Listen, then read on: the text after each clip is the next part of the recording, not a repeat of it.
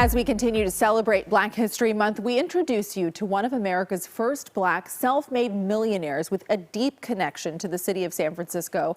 John Ramos shares the story of a powerful Black woman in California's Gold Rush era. Every day, people drive past this row of trees in San Francisco, having no idea of its connection to Black history or the extraordinary woman who planted them. Artist Cheryl Darricott was researching eucalyptus trees in San Francisco when she happened upon the smallest park in the city, a tiny 8x10 memorial to a woman she had never heard of, Mary Ellen Pleasant. This stand of 6 eucalyptus trees was actually planted in what would have been her front yard in the 1800s. Darricott became intrigued by this little-known piece of Black history. A former domestic servant, Pleasant arrived from New England at the start of the gold rush with a keen eye for business. And she realized with so many people coming over, it would be a great place for them to settle, and she could open businesses like the one she had learned how to run in the New England states. Pleasant opened countless service businesses, boarding houses, brothels, laundries, restaurants.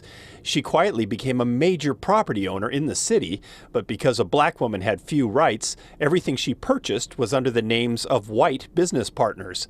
That included Thomas Bell, co-founder of the Bank of California, with whose family she shared the opulent mansion on Octavia Street. Often masquerading as a domestic worker, Pleasant actually had a different distinction. The first millionaire, we believe, the first Black millionaire in the state of California. In fact, she secretly amassed a fortune of $30 million, nearly $750 million in today's dollars, using it to help fund the Underground Railroad for people fleeing slavery back east. But as astounding as that may be, Black historian John Templeton says she had another hidden agenda that may have changed the course of the entire nation.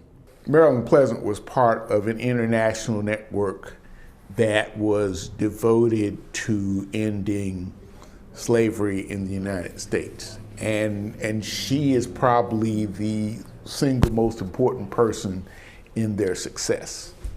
Templeton says Pleasant moved to California not just to generate money, but to help incite a war that would end slavery. She gave $30,000, nearly $1 million today, to abolitionist John Brown to fund his famous attack on Harper's Ferry in West Virginia. Harper's Ferry was a precipitating event for the Civil War.